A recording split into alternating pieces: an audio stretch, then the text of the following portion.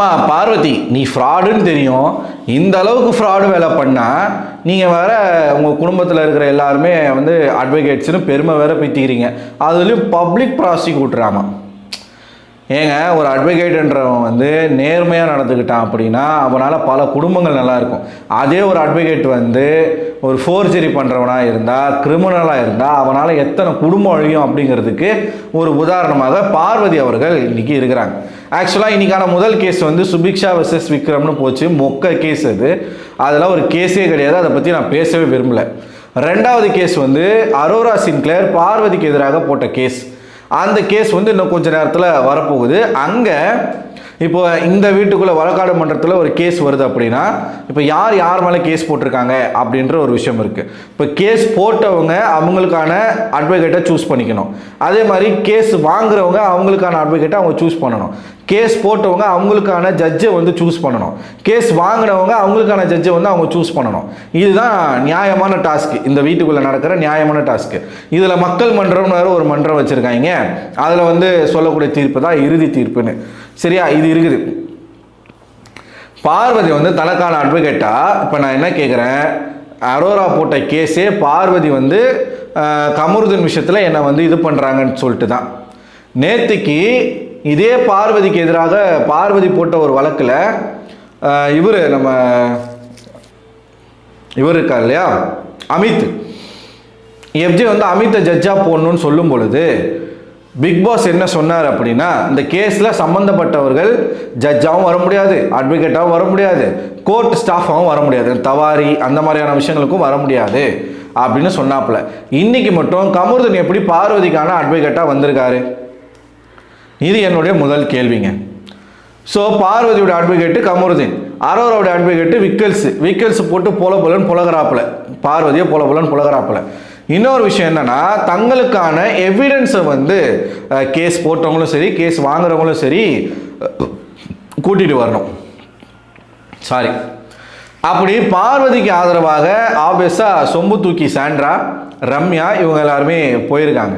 இந்த சைடு அரோராவுக்கு ஆதரவாக நிறைய பேர் வந்து உட்காந்துருந்தாங்க. அதை பார்க்க முடிச்சு. திவ்யாலாம் உட்காந்துருந்தாங்க. நம்ம ப்ராடு பார்வதி என்ன பண்ணியிருக்காங்க அப்படின்னு பார்த்தீங்கன்னா, பீடாவதி என்ன பண்ணியிருக்காங்க அப்படின்னு பார்த்தீங்கன்னா, திவ்யா அவர்களை சாட்சியாக அவங்களோட பேர் வந்து அவங்களுக்காக எழுதியிருக்காங்க. திவ்யா கிட்ட போய் இவங்க ஃபஸ்ட்டு கேட்டிருக்காங்க, எனக்காக சாட்சி சொல்ல முடியுமா அப்படின்னு கேட்டும்போது, இல்லைங்க என்னால் முடியாது, என்னால் வந்து பொய் சாட்சியாக வர முடியாதுன்னு திவ்யா வந்து கிளியராக சொல்லிக்கிட்டு இருக்காங்க. சொன்ன பிறகும் கூட பீடாவதி என்ன பண்ணியிருக்காங்க அப்படின்னு பார்த்தீங்கன்னா, திவ்யாவுடைய பேரை வந்து அவங்களுக்கான சாட்சி பேரில் வந்து எழுதியிருக்காங்க. ஸோ இதை பார்த்த திவ்யா வந்து போய் பார்வதி கிட்ட கேள்வி கேட்குறாங்க. பதில் சொல்ல முடியாமல்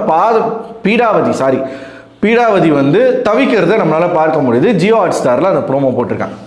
அவங்க போய் என்ன கேட்குறாங்க, பார்வதி இது ரொம்ப ரொம்ப தப்பு, நான் வந்து உனக்கு சாட்சி சொல்ல மாட்டேன், எவிடன்ஸாக வரமாட்டேன்னு சொல்லியும் என் பேரை நீ எப்படி என்னை கேட்காம எழுதுவ, என்னால் பொய் சாட்சி சொல்ல முடியாது நான் சொன்னேனா இல்லையா? அவங்க கேமில் நேர்மையாக இருக்கணும்னு நினைக்கிறாங்க. இவங்களுக்கு சாதகமாக வந்து திவ்யா வந்து கொண்டு வரணும்னு நினைக்கிறாங்க. அப்போ பார்வதி என்ன சொல்கிறாங்க, ஏம்மா நாங்கள் கேஸில் இருக்கோம்மா, இதெல்லாம் அப்புறமா பேசலாம். எப்படி நீங்கள் ஒரு பொய் சாட்சியை ரெடி பண்ணுவீங்க? விருப்பமே இல்லாத ஒரு நபரனுடைய பேரை வந்து அவங்கக்கிட்ட சொல்லாமே நீங்கள் சாட்சியாக எழுதி கொண்டு போவீங்க. இதை வந்து அவங்க பார்த்துட்டு சும்மா இருக்கணுமா? இதுவே உங்களுக்கு நடந்தால் நீங்கள் சும்மா இருப்பீங்களா? இந்நேரம் என்ன மாதிரி கலவரம் பண்ணியிருப்பீங்க. ஆனால் உங்களுக்கு தேவைன்னா நீங்கள் எப்படிப்பட்ட கேவலமான விஷயங்களும் செய்வீங்க, தேவையில்லைன்னா அதை வந்து நீங்கள் டிஃபெண்ட் பண்ணி பேசுவீங்க இல்லையா? இதனால தான் எல்லாரும் பார்வதியை வந்து பீட அப்படின்னு சொல்கிறாங்க. ஸோ கமருதீன் கிட்ட கேட்குறாங்க திவ்யா, கமருதீன் இது ரொம்ப தப்பு, நீங்களே வந்து சொல்லுங்கள், நான் வந்து பொய் சாட்சியாக வரமாட்டேன்னு சொல்லி என் பேரை நீங்கள் எப்படி எழுதலாம் அப்படின்னு கேட்குறாங்க. எனக்கு ஒரே ஒரு ஆசை, சாண்ட்ரா வர்சஸ் திவ்யான்னு ஒரு சண்டை வரணும், அப்போ பார்க்கணும் சாண்ட்ரா என்ன புடுங்குறாங்கன்னு சொல்லி. ஸோ சொல்கிறாங்க, நான் அங்கே போய் சொல்லிடுவேன், உண்மையை சொல்லிடுவேன், நீங்கள் வந்து என்னை பொய் சாட்சியாக கூப்பிட்றீங்க, நான் சொல்லிடுவேன் அப்படின்னு திவ்யா சொல்லிட்டு தான் உள்ளே வராங்க.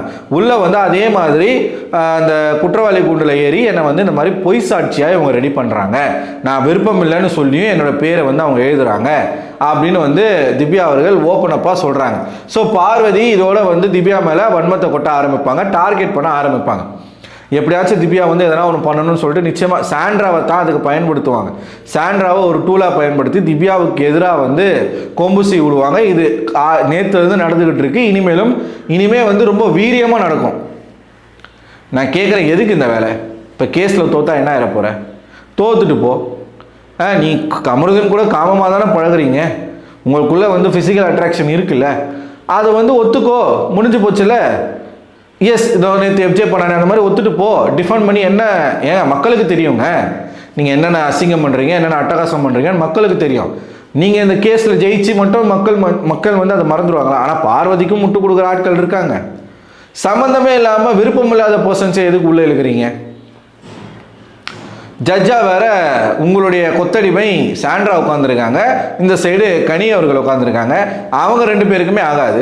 காலையில் நீங்கள் பார்த்தீங்கன்னா கனி அவர்கள் வந்து மைக்கு மாட்டில் பிக் பாஸ் அனௌன்ஸ் பண்ணுறாரு. அமித் அவர்கள் போயிட்டு எல்லாருக்கிட்டையும், இப்போ அமித் வந்து தலையானதுலேருந்து ஒரு ரூல்ஸ் போட்டிருக்காரு, மைக்கு மாட்டலன்னா எல்லாருக்கிட்டையும் போய் சாரி கேட்டுட்டு அவங்கள பற்றி புகழ்ந்து ஒரு வார்த்தை, ஓரிரு வரிகளை வந்து சொல்லணும் அப்படிங்கிற ஒரு பனிஷ்மெண்ட்.